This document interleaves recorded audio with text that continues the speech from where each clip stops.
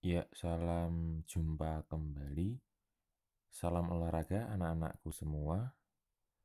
Bertemu kembali bersama Pak Edo. Untuk pertemuan hari ini kalian akan membahas tentang kebugaran jasmani.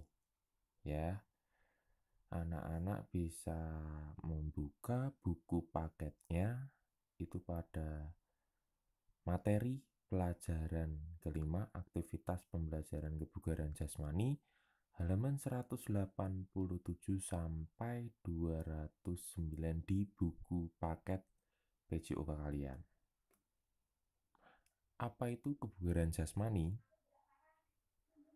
Nah, pengertian kebugaran jasmani adalah kesanggupan dan kemampuan tubuh melakukan penyesuaian terhadap pembebanan fisik yang diberikan kepadanya tanpa menimbulkan kelelahan berlebihan yang berarti. Nah, anak-anak bisa melihat itu pengertian dari kebugaran jasmani. Nah, kebugaran jasmani juga memiliki tanggung jawab ya, kemudian memiliki slogan yang terus dicanangkan oleh pemerintah, khususnya Kementerian Olahraga, yaitu memasyarakatkan olahraga dan mengolahragakan masyarakat. Jadi dengan adanya kebugaran jasmani ini diharapkan dari pemerintah khususnya Kementerian Olahraga, masyarakat lebih suka terhadap olahraga dan mengolahragakan masyarakat. Seperti itu. Manfaat kebugaran jasmani ya. Anak-anak bisa memperhatikan di buku paket PJOK kelas 7 ya, ada beberapa macam manfaat di antaranya. Yang A, menurunkan berat badan dan mencegah obesitas. Yang B, mencegah penyakit jantung. Itu ada juga memberikan banyak energi. Banyak sekali manfaat di situ yang dijelaskan. Anak-anak bisa memperhatikan, bisa membaca kembali di buku paket anak-anak. Seperti itu. Kemudian kita masuk ke unsur-unsur kebugaran jasmani. Ya, apa aja sih unsur-unsur dari kebugaran jasmani? Nah, yang pertama itu ada strength, kekuatan. Ya, di situ anak-anak bisa lihat unsur kekuatan yang tergantung dalam kebugaran jasmani. Kekuatan adalah kemampuan dalam mempergunakan otot untuk menerima beban sewaktu bekerja. Ya, kekuatan otot dapat diraih dari latihan dengan beban berat dan frekuensi sedikit. Cara melatih dari salah satu unsur kebugaran jasmani ini dengan melatih angkat beban. Ya, bisa berupa seperti gambar yang Pak Edo beri ya. Itu seperti kalian bisa lakukan di tempat fitness ya. Bisa kalian menggunakan media lain ya yang dapat kalian gunakan. Nah, angkat beban ini salah satu manfaatnya adalah melatih kekuatan otot lengan. Kemudian push up ya, tentunya tidak asing lagi dengan gerakan push up seperti gambar yang sudah Pak Edo contohkan. Itu juga melatih kekuatan otot lengan. Kemudian sit up itu melatih kekuatan otot perut, serta squat jump itu melatih kekuatan otot tungkai dan otot perut, dan back up ya, ini melatih kekuatan otot punggung dan perut. Nah, itu cara melatih salah satu unsur dari kekuatan atau strength. Nah, kita lanjut untuk unsur yang kedua, yaitu ada endurance atau daya tahan. Nah, daya tahan ini adalah kemampuan seseorang dalam memakai organ tubuhnya seperti jantung dan paru-paru secara efektif dan efisien dalam melakukan aktivitasnya. Contoh latihannya apa? Di antaranya itu ada lari jarak jauh, lari maraton, ya, seperti gambar yang sudah Pak Edo beri, ya. Jadi daya tahan di sini sangat diuji, ya. Lari multistik itu berupa lari bolak-balik, dia menggunakan media atau alat musik, ya. Jadi dari intensitas sedang sampai tinggi itu namanya lari multistik. Nah, nanti kalian juga bisa mencoba di kelas 8 atau di kelas 9 seperti itu. Kemudian ada angkat beban. Nah, angkat beban ini Pak Edo beri tanda angkat beban dengan beban yang ringan, namun dengan repetisi dan set yang berbeda, ya. Jadi angkat beban itu bisa dilakukan contohnya melatih endurance atau daya tahan kalian, ya. Seperti itu. Yang terakhir, lari naik turun bukit. Nah, endurance ini sangat berat, membutuhkan energi yang cukup banyak. Jadi anak-anak bisa melatihnya dengan lari jarak jauh atau bisa disebut maraton. Itu unsur yang kedua. Kita lanjut unsur yang ketiga, ada daya otot. Nah, atau explosive power, ya, adalah kemampuan seseorang dalam menggunakan kekuatan maksimum yang dikerahkan dalam waktu sesingkat-singkatnya. Cara melatihnya adalah virtual jump.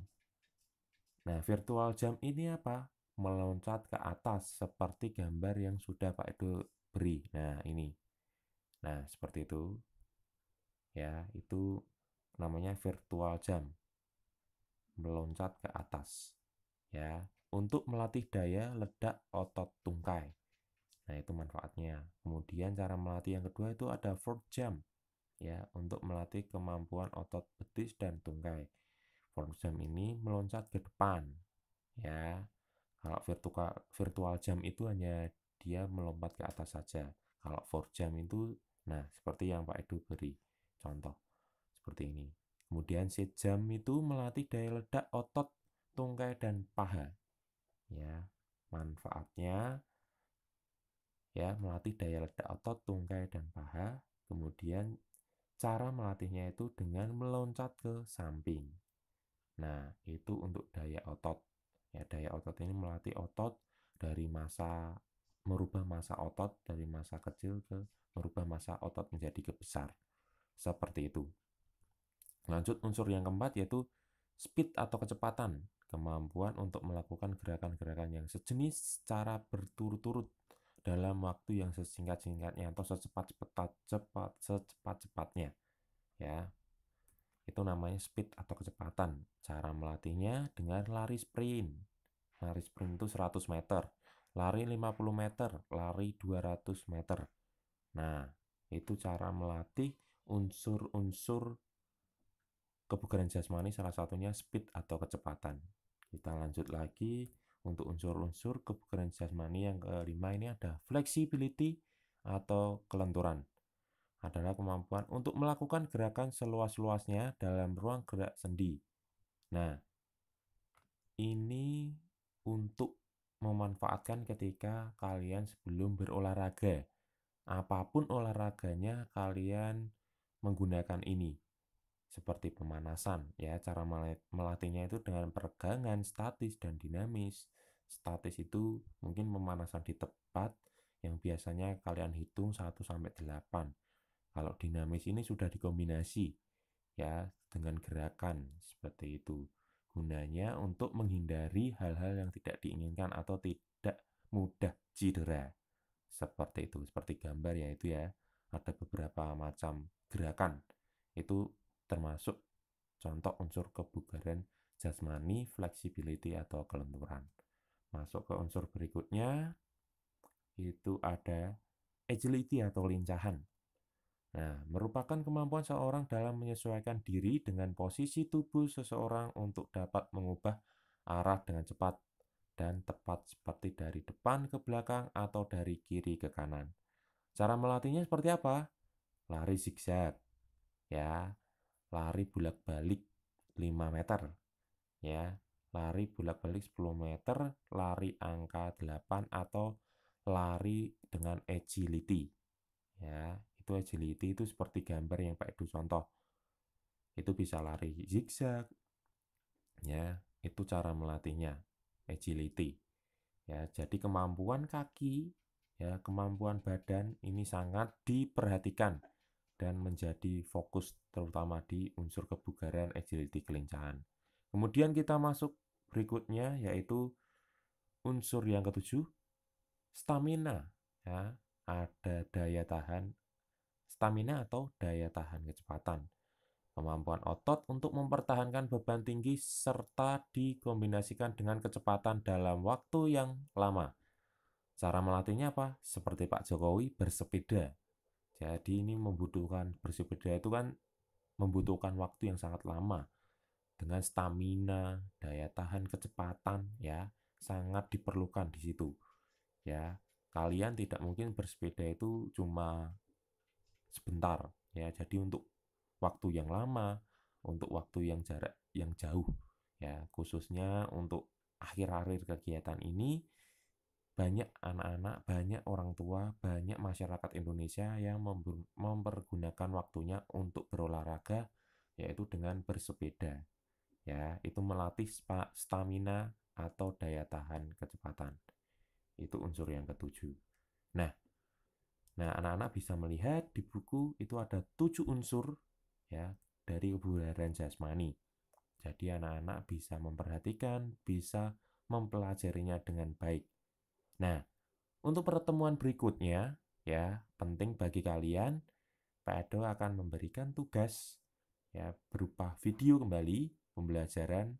Nah, tugasnya dalam bentuk video ya. Lebih jelasnya kita akan bahas pada pertemuan berikutnya di psikologi ya. Jadi nanti Pak Edo akan memberikan tugas itu melalui psikologi penjelasannya dan anak-anak bisa menyelesaikannya. Berikut 7 unsur dari kebugaran jasmani yang bisa kalian pahami dan juga manfaatnya serta pengertiannya. Nah, oke. Terima kasih Pak Edo ucapkan. Salam olahraga. God bless you. Terus jaga diri, jaga kebersihan, dan terus menjaga imunitas tubuh kalian. Oke, terima kasih anak-anak. Tuhan memberkati. Salam olahraga.